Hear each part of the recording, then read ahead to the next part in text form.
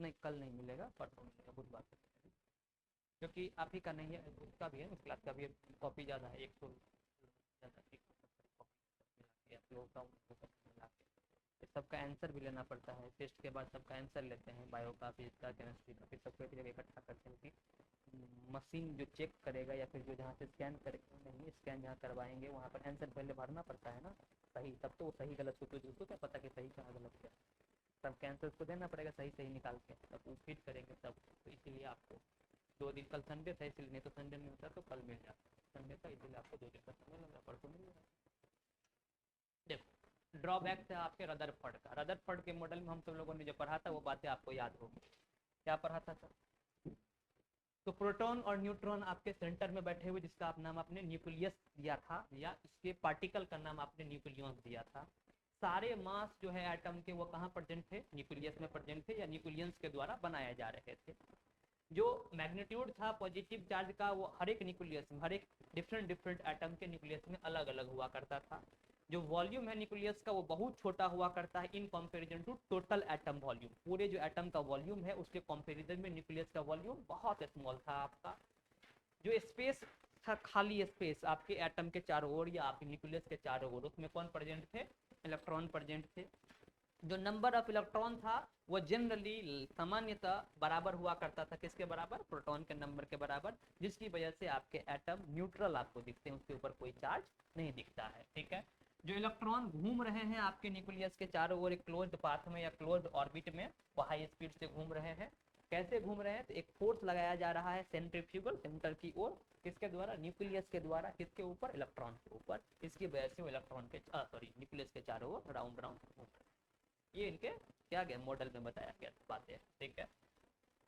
अब कमी क्या रह गया इस मॉडल में? कह रहा है कि यह थ्योरी ने फिर से, या इस मॉडल ने फिर से क्या नहीं एक्सप्लेन किया? Stability of the atom. Atom stable है या नहीं है, इस बात को फिर से एक्सप्लेन नहीं किया। क्यों हम कह रहे हैं स्टेबल वाले बातों को एक्सप्लेन नहीं किया?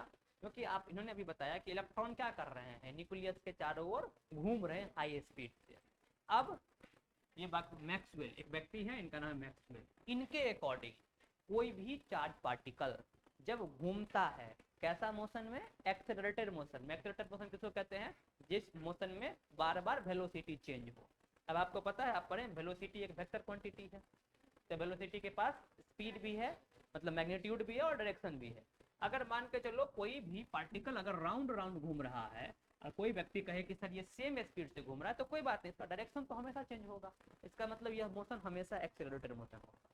अगर इलेक्ट्रॉन के घूमने की स्पीड सेम भी है, मतलब मैग्नीट्यूड सेम भी है, तो फिर भी तो ये डायरेक्शन हर एक पॉइंट पर चेंज कर रहा है, और डायरेक्शन चेंज होगा तो क्या हो गया? आपका मोशन बदल रहा है, मोशन चेंज हो जाएगा, तो उसको हम एक्सीलरेटेड मोशन कहेंगे। इसका मतलब इलेक्ट्रॉन हमेशा और हमेशा एक्सीलरेटेड मोशन में ही है।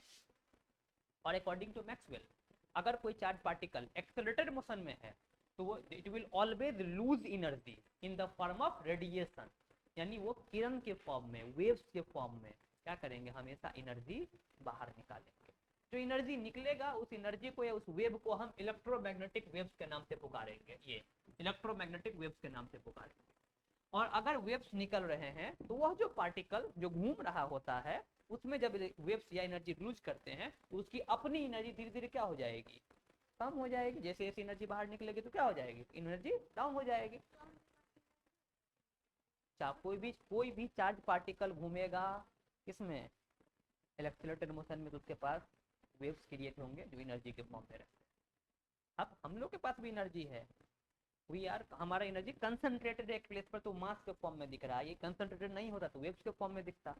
तो इलेक्ट्रॉन के पास है एनर्जी, अब ये हमेशा वेव्स रिलीज करेगा तो इसकी एनर्जी क्या हो जाएगी? कम हो जाएगी। कह रहा है इसके रिजल्ट से क्या होगा? इलेक्ट्रॉन हमेशा लूज करेगा, एवरी पॉइंट पे एनर्जी लूज करेगा, तो धीरे धीरे उसकी एनर्जी कम हो जाएगी, और वो जो राउंड राउंड घूम रहा था वो अपने न्यूक्लियस के करीब आना लगेगा, क्योंकि अगर हाई एनर्जी था उसके पास तो जितना अट्रैक्ट इसको कर पा रहा था, एनर्जी कम हो जाएगा तो और कस के अट्रैक्ट करेगा, यानी फोर्स ऑफ अट्रैक्शन का जो पावर है वो बढ़ेगा, उसका फोर्स बढ़ेगा। फोर्स जैसे बढ़ेगा तो धीरे धीरे धीरे धीरे धीरे धीरे क्या होगा? जो इलेक्ट्रॉन है वो आपके न्यूक्लियस के इनसाइड इंटर कर जाएगा, लेकिन ऐसा कभी नहीं होता है। एज ए रिजल्ट इलेक्ट्रॉन हर एक पॉइंट पर लूज करना चाहिए एनर्जी, जैसे जैसे वो क्लोजर आया करता है न्यूक्लियस को, फॉलोइंग ए स्पाइरल पाथ, कह रहा है कि इसमें पाथ कैसा होगा, तो मान के चलिए इलेक्ट्रॉन अभी यहाँ घूम रहा था, एनर्जी लूज करा तो फिर इसका पाथ कैसा हो जाएगा, ऐसा हो जाएगा, फिर इसका पाथ कैसा हो जाएगा, ऐसा हो जाएगा, फिर इसका पाथ कैसा, ऐसा, मतलब ये स्पाइरल के फॉर्म में, और लास्टली क्या करेगा, कहाँ चला जाएगा, न्यूक्लियस में चला जाएगा। लेकिन क्या ऐसा कभी होता है, नहीं होता है। यानी following the spiral path, spiral मतलब यही सर्पिलाकार आकार का ये पाथ हमेशा फॉलो करेगा। द अल्टीमेट रिजल्ट, लास्टली क्या रिजल्ट मिलेगा, that will fall into the nucleus, nucleus में गिर जाएगा, thereby making the atom unstable. लेकिन ऐसा तो कभी होता नहीं है, इसका मतलब एटम स्टेबल है। अगर अब कोई व्यक्ति कहता है कि सर चलिए आप कह रहे हैं इलेक्ट्रॉन घूम रहा है, हम मान लेते हैं इलेक्ट्रॉन घूमने पर ही कहानी होना चाहिए था, नहीं घूम रहा है, ये तो अभी बताया है, कंफर्म थोड़ी किया है, हम कहते हैं इलेक्ट्रॉन नहीं घूम रहा है, इलेक्ट्रॉन स्टेशनरी है, फिक्स है, वो घूम नहीं रहा है। अगर इलेक्ट्रॉन फिक्स है तभी तो न्यूक्लियस है वो अट्रैक्शन का फोर्स तो लगा रहे हैं, और न्यूक्लियस आपका हेवी न्यूक्लियस जब होगा, यानी ज्यादा मास वाला जब न्यूक्लियस होगा, वो तो लाइटर पार्टिकल को अपनी ओर आसानी से खींच लेगा, नहीं खींच लेगा, इलेक्ट्रॉन तो लाइटर पार्टिकल है, प्रोटॉन के कंपैरिजन बहुत लाइटर है, तो चलिए सर जब तक प्रोटॉन इलेक्ट्रॉन कम कम है तो कोई बात नहीं, नहीं खींच पा रहा होगा, लेकिन जैसे जैसे क्या होंगे एलिमेंट के मास बढ़ेंगे तो इसका मतलब प्रोटॉन की संख्या बढ़ेगी, प्रोटॉन की संख्या बढ़ेगी तो पॉजिटिव चार्ज ज्यादा कंसंट्रेटेड हो जाएगा, तो पॉजिटिव चार्ज तो बहुत ज्यादा अट्रैक्टिव फोर्स करेगा, और उसके कारण क्या होगा, इलेक्ट्रॉन अगल बगल स्टेशनरी इलेक्ट्रॉन को भी खींच लेगा अपनी ओर, खींचने पर क्या होगा, एटम जो भी फैला हुआ था वह एटम सिकुड़ के छोटा बन जाएगा और एक जगह पर सब चीज इकट्ठा हो जाएगा। जैसा थॉमसन कह रहा था कि एटम में मास पूरा यूनिफॉर्मली डिस्ट्रीब्यूटेड होता है, वो बड़ा एटम में बात कर रहा था, वही छोटे एटम पर चले जाइए, मतलब उसी का मिनिएचर रूप इसको कहते हैं, छोटा रूप बन जाएगा ये। लेकिन ऐसा भी तो नहीं होता है, इसका मतलब एटम स्टेबल है या नहीं है, इस बातों को इन्होंने पूरी तरीके से एक्सप्लेन नहीं कर पाए। बात समझ में आया।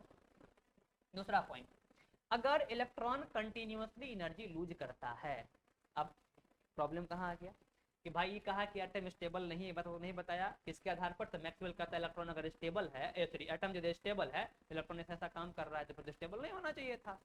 अब यही बात, अगर इलेक्ट्रॉन लगातार घूम रहा है और लगातार एनर्जी लूज कर रहा है, कंटिन्यूअसली अगर एनर्जी लूज कर रहा है, तो वह जो एनर्जी वेव्स है उसको जब हम किससे स्पेक्ट्रम से पास करेंगे तो लगातार उसमें बैंड बनते रहना चाहिए था, लगातार धारी बनते रहे, जिसको 7 कलर का स्पेक्ट्रम आप कहते हैं।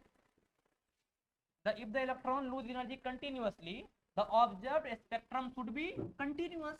अगर कंटिन्यूअस वेव जा रहा है तो स्पेक्ट्रम भी कंटिन्यूअस रहना चाहिए था, लेकिन ऐसा नहीं होता है। जो स्पेक्ट्रम ऑब्जर्व किया जाता है उसमें वेल डिफाइंड और डेफिनेट फ्रीक्वेंसी के बैंड बने हुए होते हैं, मतलब एक बैंड यहाँ, एक बैंड उसके ऊपर, एक बैंड उसके ऊपर, एक बैंड उसके ऊपर, एक बैंड, यानी जो एनर्जी आ रहा था इसका मतलब वो कंटिन्यूअस तो नहीं है सर।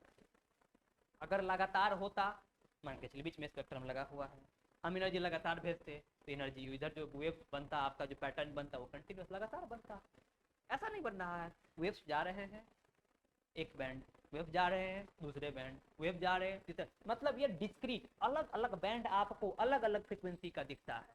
अलग अलग बैंड अलग अलग फ्रीक्वेंसी का तभी दिखेगा जब डिसकंटिन्यूअस वेव आ रहे होंगे, जब कंटिन्यूअस वेव आ रहा होगा तो ऐसा काम नहीं होगा। इसका मतलब फिर से यहाँ पर दिक्कत आ गया क्या कि सर ये जो स्पेक्ट्रम अब डिसकंटिन्यूअस दिख रहा है, तो जो बात मैक्सवेल कह रहा था कि इलेक्ट्रॉन घूमकर लगातार एनर्जी लूज कर रहा है, ये बात भी हमको फिर से सही नहीं लग रहा है। इस बातों को भी एक्सप्लेनेशन इन्होंने नहीं दिया कि कैसे ये बात हो रहा है। ठीक, फिर तीसरी बात, जो आपके एटम है, एटम में न्यूक्लियस है, बीच में चारों साइड स्पेस खाली है, तो स्पेस खाली में कौन है, इलेक्ट्रॉन। इलेक्ट्रॉन का डिस्ट्रीब्यूशन कैसा है, इलेक्ट्रॉन कैसे बटे हुए हैं, कहाँ ज्यादा है, कहाँ कम है, कहाँ 2 है, कहाँ 1 है, कहाँ 5 है, कहाँ नहीं है, इस सब बारे में कोई जानकारी फिर से इट सेज नथिंग अबाउट, इसके बारे में तो बातें नहीं कर रहा, किसके बारे में, distribution of electrons around the nucleus, nucleus के चारों इलेक्ट्रॉन का डिस्ट्रीब्यूशन, इलेक्ट्रॉन कैसे बटे हुए हैं, कैसे उपस्थित हैं, इस बारे में कोई चर्चा नहीं कराएंगे, ना ही इन्होंने उस इलेक्ट्रॉन के एनर्जी के बारे में कोई बात बताई। तो ये इनके बातों की कमी रह गई। अब इस कमी को पूरा करने के लिए फिर से एक नया मॉडल दिया गया, बोहर मॉडल, नील्स बोहर का मॉडल दिया गया है। अब नील्स बोहर के मॉडल को पढ़ने के लिए पहले आपको एक चीज जानना पड़ेगा, वो है प्लैंक्स का थ्योरी और मैक्सवेल का थ्योरी। ये दो बात आपको जानना पड़ेगा, ये दो बात हम पहले जानेंगे, इसको हम लोग कहते हैं development of Bohr's model. Bohr's का मॉडल जो डेवलप किया है वो इसी दोनों थ्योरी के आधार पर डेवलप किया है। तो पहले से रदरफोर्ड का मॉडल पढ़े तो उसका एक्सपेरिमेंट के आधार पर था, तो पहले एक्सपेरिमेंट देखे ना। सेम तरीके से बोहर का मॉडल को पढ़ने के लिए पहले बोहर के जो पीछे जो थ्योरी जिसके ऊपर काम किया गया उस थ्योरी को, नील्स बोहर ने काम नहीं किया है लेकिन जो दूसरे लोगों ने भी किया है उन्हीं के कंक्लूजन से ये बात को बता पाए हैं। तो पहले उसके थ्योरी को हमें जानना पड़ेगा। उससे पहले तुमको यहाँ पर 2-3 चीजें जाननी थी, ये बात आप पहले से पढ़ के आएंगे, ठीक है, या फिर आप जानते हैं। ठीक, दूसरी पहली 2-4 बातें हम बातें लिख लेते हैं। एक एटॉमिक नंबर के बारे में। एटॉमिक नंबर आप लोग जानते हैं, मैंने फर्स्ट चैप्टर में आपको पढ़ाया। जेड से डिनोट करते हैं और यह नंबर ऑफ प्रोटॉन के बराबर होता है। ठीक है, यह नंबर ऑफ प्रोटॉन के बराबर होता है, कोई दिक्कत नहीं। एटॉमिक मास, एटॉमिक मास इसको हम ए से डिनोट करते हैं और यह किसके बराबर होता है? तो number of proton plus number of neutron के बारे में ये बात आपको जानना था। ठीक, इसके बाद 2 नए चीज यहाँ पर आए हैं, एक का नाम है आइसोटोप्स और एक का नाम है आइसोबार्स। ठीक है, हिंदी वाले के लिए इसको समस्थानिक कहते हैं, इसको संभारिक कहते हैं। समस्थानिक आपने पढ़ रखा है, संभारिक भी आपने पढ़ रखा होगा। समस्थानिक को आइसोटोप्स कहते हैं, संभारिक को आइसोबार्स कहते हैं। यानी ऐसा कोई भी 2 एलिमेंट जिसका क्या होगा? एटॉमिक नंबर, तो atomic number same. Atomic number same इसका मतलब इसमें सेम प्रोटॉन होगा। एटॉमिक नंबर किससे बनता है भाई? प्रोटॉन से। अगर 2 एलिमेंट का एटॉमिक नंबर सेम है, दोनों में प्रोटॉन की संख्या क्या होगी? सेम हो जाएगी।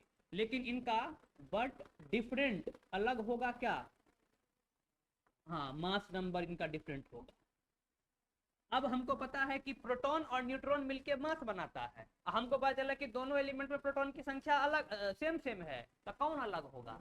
यानी कि इसमें जो कंक्लूजन है कि न्यूट्रॉन का नंबर, हाँ, न्यूट्रॉन्स नंबर इनमें डिफरेंट होंगे, are different.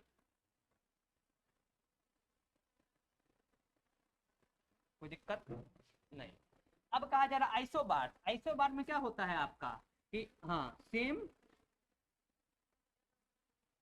Same atomic mass या मास नंबर। अगर सेम एटॉमिक मास होगा तो आपको पता है एटॉमिक मास किससे बनता है? प्रोटॉन और न्यूट्रॉन को जोड़कर। यानी प्रोटॉन और न्यूट्रॉन का जो सम होगा वो हमेशा एक जैसा आएगा, जबकि इनका बट डिफरेंट, इनका अलग क्या होता है?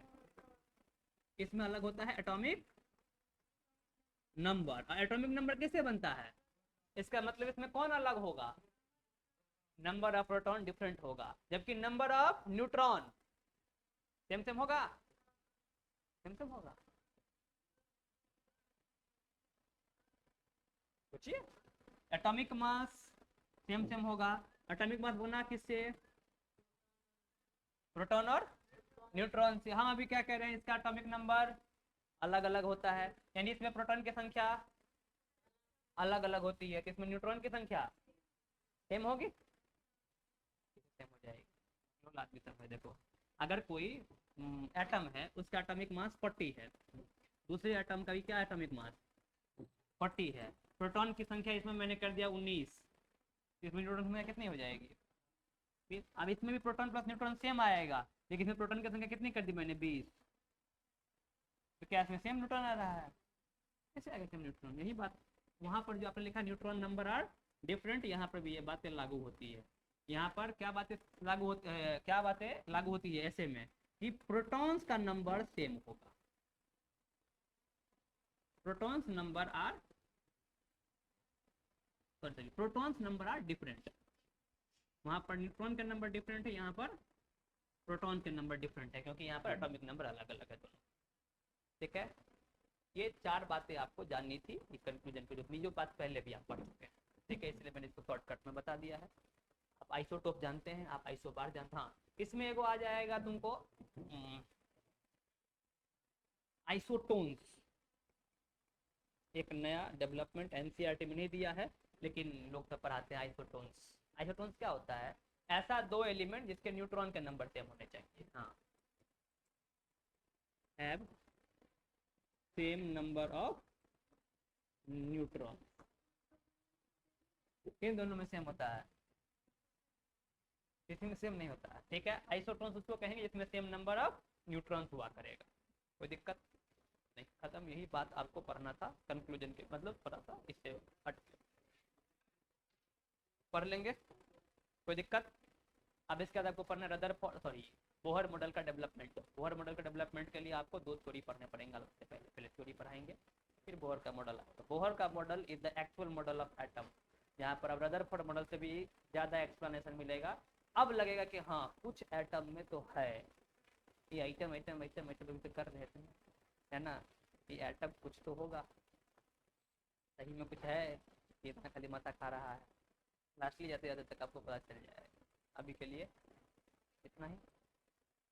क्या सो गए? नहीं सो गए।